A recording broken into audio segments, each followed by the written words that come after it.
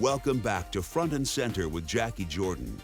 Well, the fun thing being an entrepreneur, like while it is, the whole reason's almost like to formulate and have these beautiful products, but you just keep learning. Welcome back to Front and Center. I'm Jacquie Jordan, and we are backstage at the Conscious Life Expo at the Hilton LAX. This is the show where we talk to the change agents, storytellers, and activators making impact, now sitting with us front and center. Today, our co-hosts are Stephanie Cobian and Phillip Andrew Barbb. And joining us as our guest is Nadine Artemis. She is an alchemist of beauty and the author of Renegade Beauty.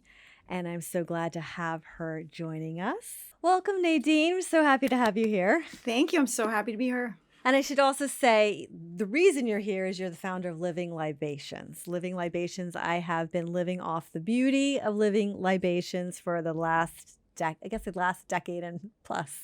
You've built up an incredible company, and to share with Stephanie and Phillip, and I got to introduce Stephanie to just recently to your products.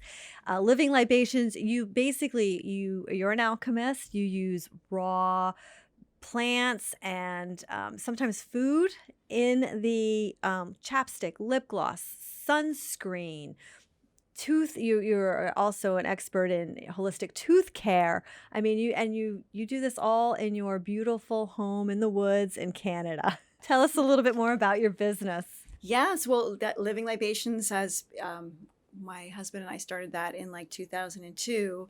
But prior to that, when I was 22 years old, I did open up North America's first full concept aromatherapy store in Toronto. And we had this beautiful blending bar where we would do custom blended perfumes, or you could buy essential oils by the drop.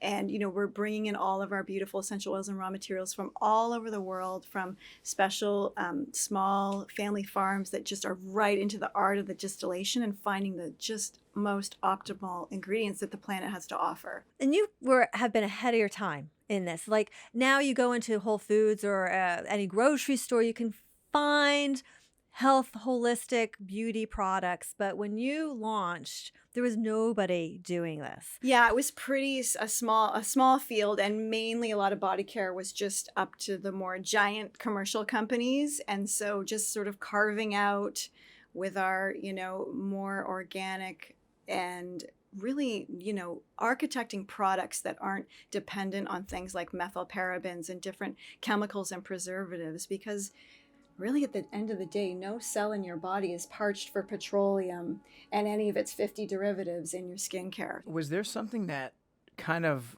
launched it even before you started the business, but when you started getting involved with this, what was it that kickstarted the interest for you?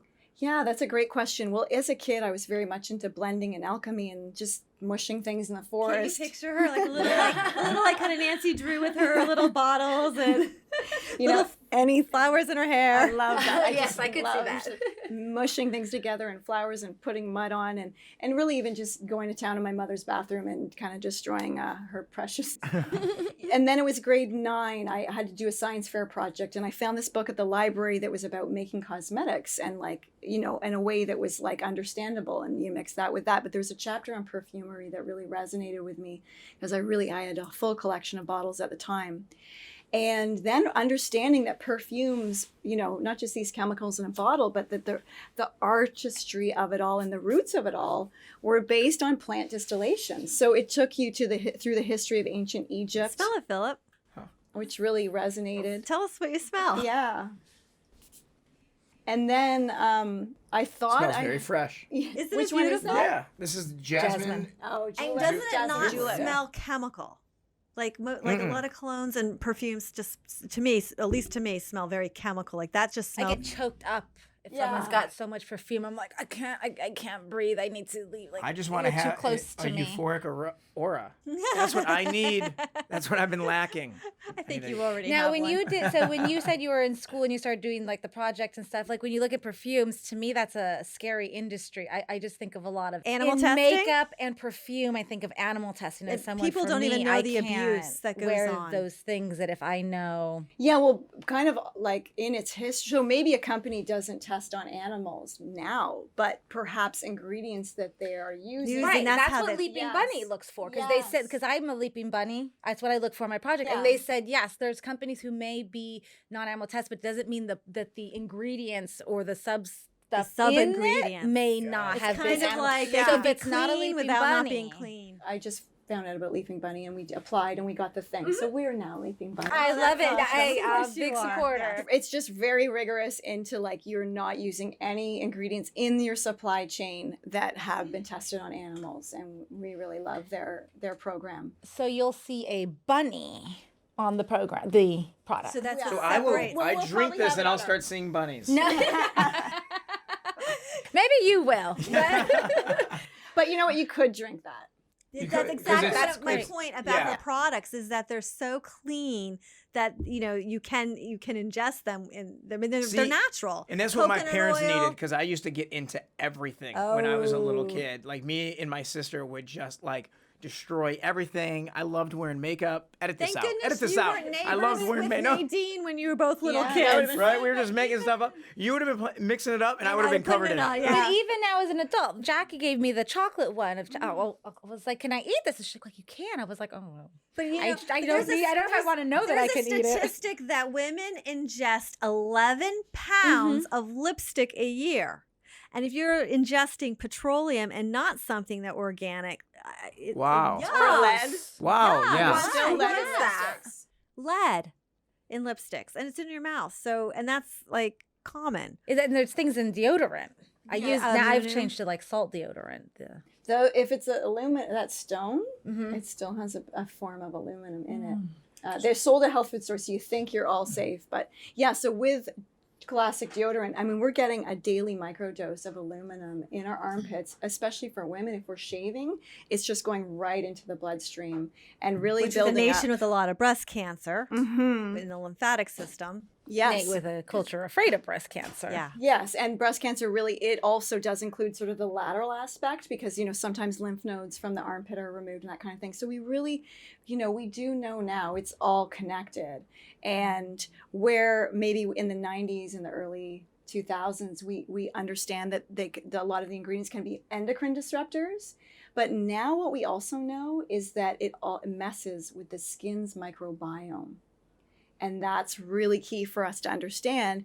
And if we are disturbing our microbiome, just like our guts have one, our skin is a huge microbiome area. So as gross it may be, we're teeming, our skin's like a tapestry teeming with bacteria. We are a host to them, and we've got to be a good host and really set the right stage. But if we're like adding on that petroleum-based like cream or something like that, we're literally disrupting the microbiome, which is like our beautician. So I always sort of recommend we got to sort of step back from our over-processed care and allow the bacteria to be the beautician and not over-exfoliate and over-chemicalize our beauty routines, because it really, at the end of the day, is not contributing to health and beauty. And you also, in my opinion, were ahead in the whole conscious commerce.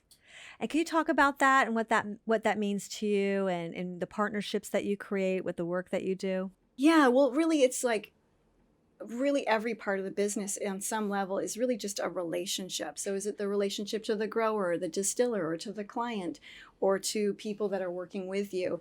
And so you want to see where you can add in like be integrity all the way through, not just have a really great product, but like our beautiful headquarters now, we tried to make it a beautiful place, and we have like yoga and a meditation room and just different things. We're really celebrating that. And then our growers and distillers, those relationships are so key, and it's really nice to forge like economic partnerships that are really helping like a family thrive in another country, and they get to do the artistry that they want to do. So it's really like just a kind of cosmic collaboration. For Stephanie and Phillip, can you describe your hard commute to work? Yeah, well, sometimes I walk, and sometimes I take the electric ATV through the forest. I have a 20-minute trail walk forest? or ride through the forest to get to our beautiful 20,000 that's amazing. square foot headquarters. Isn't that amazing? That's Yeah. awesome. I mean, like, Have you? I'd love that. When you speak about some of the partnerships that you make with Yeah. other companies, or there's always in any business, right, there's still always the capitalist side. So have you ever had moments where you feel that pull from staying true to the integrity of the product and wanting to make sure that you're staying, just true to what your mission is? Yeah. And then also the business end of people trying to cut a corner, or how do you deal with that? I generally, there's lots of decision making and stuff, but I don't think about the bottom line. Never have, never will. It's like the product needs to be what it wants to be. The business needs what it wants to be. So I just don't think that in that reductionist way. However, this really did start out as my hobby. I was smelling the oils and the jasmine. I was just like, how can that just needs to be my life. I need to be surrounded by all of that. But, as a lot of people work with their passion, you're going to get to a stage where there's like lawyers and accountants and spreadsheets. And then like all of a sudden your sweet hobby turns into something else. So I've had to, ride through different ways while you're like. Because a lot of people can't turn a hobby into a business. And I do a lot of mentoring for women starting business in Los Angeles. Yeah. And, we do look at the numbers and we're like, you're not going to make enough candles in your garage to support your lifestyle here. It's not going to happen. But these are different avenues you can take. You have to move to the woods in Canada because that's where it happens. That's where the magic happens. But people are trying to, because you do essential oils. Now that's like the biggest trend like ever. And I've got all these moms on my Facebook trying to sell it. And but you ahead of the time. Yeah. I was. How do you fight those ones now? Well, luckily, the quality always comes through. So when people smell, like we can say everything and we have third-party lab reports on our website and we go through all that. But at the end of the day, smelling like our frankincense to another, it just speaks to the person and they get it. Because it really is authentic. But the adulteration of essential oils has been going on since they can. The tricks and that of the industry, either it's like added synthetics or it's a nature identical, not even real. Those tricks have been so fancy for so long that really, as soon as I learned about essential oils and that kind of thing, I did have to take that into consideration, quality. And that's what actually made me start sourcing ingredients while I was in university, because I couldn't find them. And I had to find rare things that I was reading in books but couldn't find, like neroli blossoms or immortelle, which are a little easier to find today, but you're still maybe not getting that quality. Like our immortelle is distilled in Corsica by a 4th generation family, by this awesome woman distiller, and it's just exquisite. I appreciate your passion for it comes through, and obviously starting from, as a young girl creating this, what excites you as you look for the changes that are happening in this industry, and not just about it growing and more people getting access to it, but what excites you over the next 10 years? Where do you think things are going? Well, the fun thing being an entrepreneur, like while it is, the whole reason's almost like to formulate and have these beautiful products, but you just keep learning. Like, so now all of a sudden it's like having a business with a team and like integrating that, or then taking a few years to write books. And so I just really feel like through this beautiful vehicle, my soul can get to play out anything it wants. And you're also doing this in a partnership with your husband, which, not everybody's successful in doing that. Yes. Sometimes we say don't mix, business with, Well, yeah, and he right off when we met, he's like, let's work together. And I was like, oh, wait, we don't want to kill the romance. Exactly, right? But you've been married a long time. You have a son. Date nights and spreadsheets. Like, it's perfect. So your kid with the children? Yeah, well, So they must be the healthiest. They must be the child. best smelling kids at school. They probably had like the baby skin up until like his 50. his skin, he's 12 now and his skin is beautiful. So I was gonna say I'm embarrassed because your book is twice as large as my book is. So this means there's a lot of information in there. I wanted to bring in the Foreword is done by Carrie-Anne Moss, who Wow. is in the Matrix. They're going to do a Matrix 4. And I know Carrie-Anne because she's very big on meditation and mindfulness. Like that's really her thing. And you kind of had a coincidental meeting with her. Like it was an accidental meeting. Like, well, she actually smelt that product, Rose Glow, at somebody's house and was just like, I need to meet this woman. And then she emailed me and was like, I need to find you and meet you. So she kind of stalked me. Wow. I joke, we joke. But she's such a dynamic, amazing best friend. I love that's her. a great, a fun friend to have. She's a great person for the product because she's got glowing skin. Yes, she's beautiful. ageless. She's radiant. Yeah, I mean, she looks the same now as when she did the Matrix.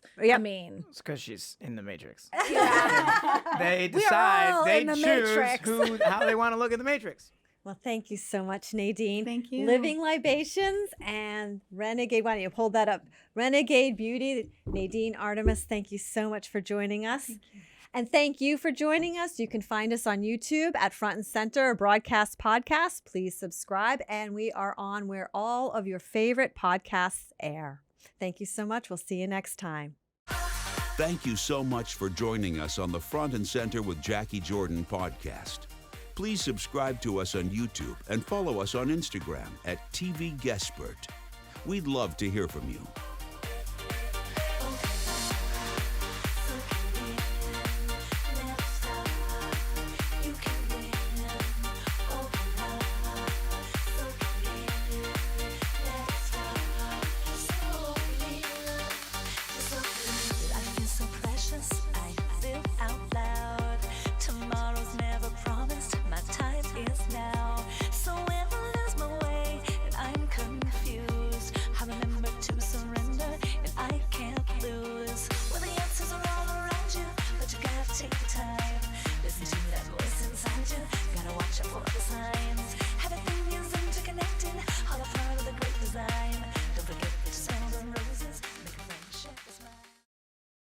Are you ready to take your seat front and center and need some behind-the-scenes media training? Sign up for our online course, Media Marketing. For more information, go to tvguestpert.com. If you're ready to write that book you've been putting off, join us at guestpertpublishing.com for a how-to step-by-step online course that shares your publishing options and paces you on how to structure your book.